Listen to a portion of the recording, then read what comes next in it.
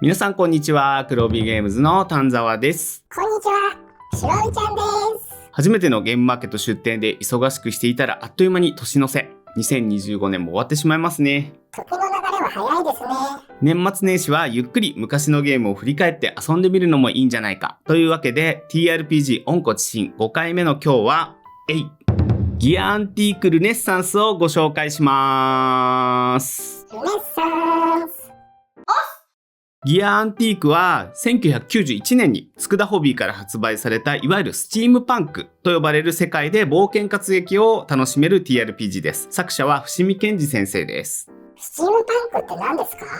サイバーパンクは聞いたことあるんですけど。スチームパンクっていうのは人気のある SF の設定の一つで、イギリスのビクトリア朝とか、あと産業革命あたりの雰囲気をベースに、その名の通りですね、スチーム、つまり蒸気機関が広く使われていたみたいな設定になっているようなのが特徴的な世界観なんですね。例えばですけども、宮崎監督の未来少年コナンとか、天空の城ラピュタとか、あとファイナルファンタジーで言うと6とかの初めの方の世界観とか、あとトライガンとかね、いろいろなもので使われていますね。確かに金属の筒から蒸気がブワーって出る演出よく見ますね。中世ファンタジーと混ざり合ったりすることも多いので、はっきりこれはスチームパンクでこれは違うっていう定義があるわけじゃないんですけども、多かれ少なかれそういうエッセンス、味付けをされた SF のことを広くスチームパンクっていう風に呼んでいます。僕がですね、このスチームパンクっていう概念を知ったのはまさにこのギアアンティークがきっかけでした。多分中学生の時かなと思います。当時ね、大ブームだったロードスト戦記とかをはじめとする剣と魔法のファンタジーから TRPG に入った僕らはですね、こういう飛行船とか戦車とかテクノロジーが登場するスチームパンクっていうのの冒険活劇にすごく新しいものに感じられてワクワクしたものです。初代ギアアンティークの発売は1991年ということで、これはですね、ギアアンティークルネッサンスというのはその8年後ですね、1999年にゲームフィールドさんから発売された第2版に相当するルールブックになります。それまでに出たですね、いろんなサプリメントのルールとかがまとめて見やすく整理されているので、僕はですね、主にこっちのルネッサンスの方でたくさん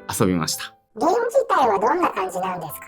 判定システムはですね、同じ作者の伏見健二先生のブルーフォレスト物語っていうのがありまして、ボックスでちょっとボロボロしてきましたが、こういうゲームがありまして、これとですね、共通する部分が非常に多い COC とかやってる人にも馴染み深いパーセンテージロールです。ブルーフォレスト物語もね、僕が大好きなゲームなので、また改めて取り上げたいと思ってるんですけども、実はですね、ブルーフォレスト物語とギアアンティーク、この2つのタイトルはですね、世界観も実は共通していまして、同じ惑星の別の神様が治める土地ということになってます。共通のですね、呪われた力であるゴーマっていうのが存在するんですけど、こういうものは両方に出てきたりとかして、ギアアンティークのルールブックの中にもゴーマの説明はブルーフォレスト物語を参考にしてくださいみたいなことが書いてあったりする感じで繋がっているんですね。スチームパンクにも戦士や魔法使いみたいなのって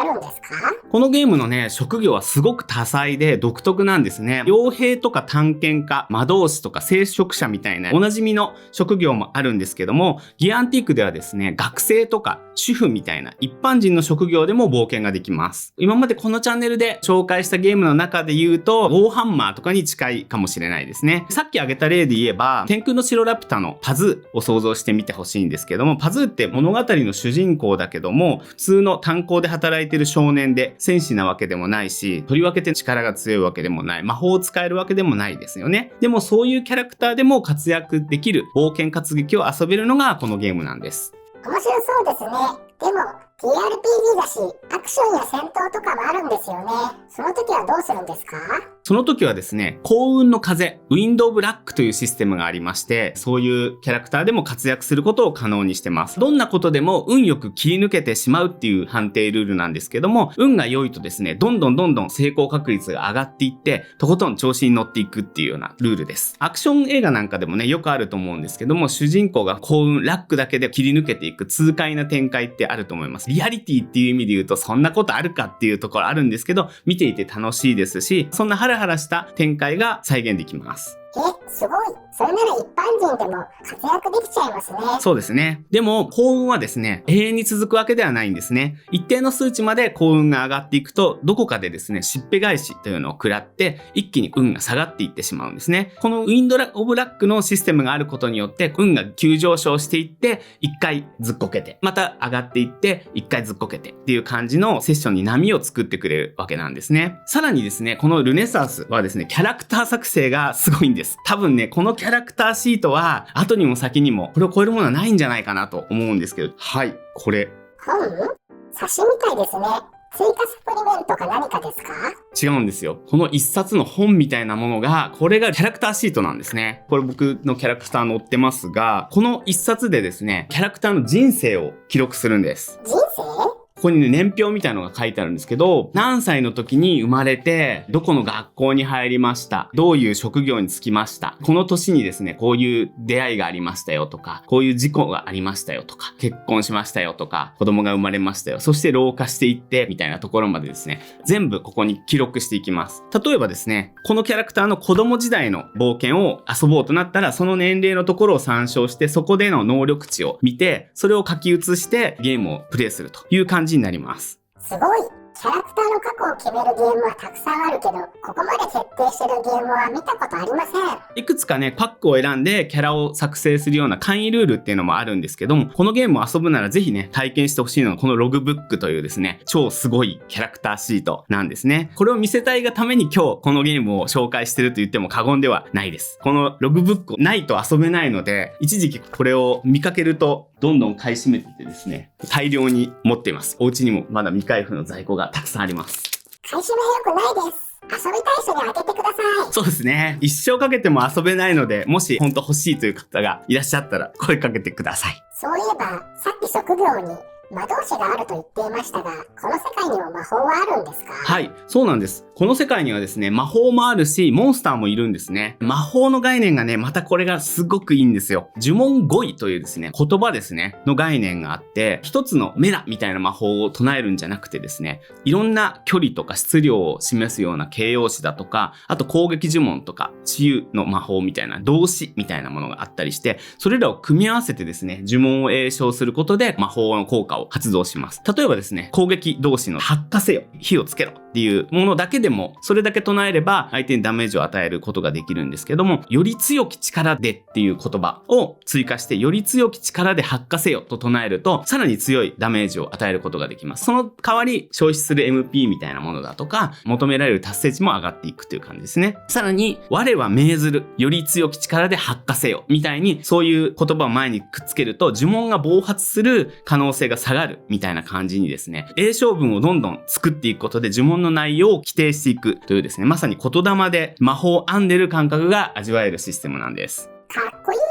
魔法の詠唱は中二心がくすぐられますね。今だから言えるんですが、昔作りました任天堂 DS 向けに制作したロストマジックというタイトルがありまして、これ攻略本ですけども、ここにですね、魔法が大量に出てくるんですけども、これルーンというのを組み合わせて魔法を提唱するようなゲームだったんですけど、この魔法システムは実はギアンティークルネッサンスから着想を得ました。ギアンティークがなかったら多分ロストマジックの魔法のシステム自体は全く違う形になってたんじゃないかなと思います。伏見先生、ありがとうございます。ありがとうございます。そんな感じで紹介してきましたこの超おすすめゲームのギアンティックルネッサンスなんですが、いつものねこのコーナーの例に漏れず、今このゲームを手に入れるのは私もちょっと探してみたんですが、とっても難しいんじゃないかなと思います。見かけたらぜひね保護してあげてほしいんですが、そこでですね、今スチームパンクを遊ぶならということで、一応ですねおすすめをご紹介しておこうと思います。じゃん、蒸気活劇 RPG スチームパンカーズというね、そのものズバリのタイトルでスチームパンクのゲームですね。2020年の発売なので、今でもかなり手に入りやすいと思います。Amazon でもあるのを確認しました。シンプルなシステムでですね、かなりテンポよく遊べるので、初心者にもおすすめだと思います。システムが簡単なのはいいですね。それからですね、がっつりめが好きな方には、エベロン、個人的には D&D のこのエベロン冒険者ガイドというのを採用して、スチームパンク的な D&D の世界で遊ぶのもかなり推したいんですが、さっきね、Amazon 見たらかなりプレミア価格に今なっちゃっているので、悲しい気持ちになりました。見かけたらですね、ぜひこれも保護して遊んでもらえればと思います。TRPG の書説は思い立ったらすぐに買っておいた方が良さそうですね。そんなわけで TRPG 温故知新第5回目はキャラクターの人生を作っちゃうスチームパンク RPG ギアアンティークルネッサンスをご紹介してまいりました。今後も今振り返ると意外と新しい面白いゲームをどんどん紹介していきたいと思いますので、面白かったという場合は高評価、チャンネル登録をお願いします。また新機能のハイプが表示されている方はこちらでも応援してくださるととても嬉しいです。お願いします。ここで一つお知らせです。ゲームマーケット2025秋で販売しました1対1の対戦カードゲーム黒帯のブースでの販売を開始しました。早速遊んでくださっている皆様からは駆け引きが熱いとか、実際の組み手っぽい駆け引きが起こりやすいとかっていう風に好評いただいております。年明けにはですね、大会も開催したいなと思っておりますので、興味のある方は在庫のあるうちにお求めいただけたらと思います。ではまた次回お会いしましょう。じゃあねー。いいねボタンとチャンネル登録をお願いします。じゃあねー。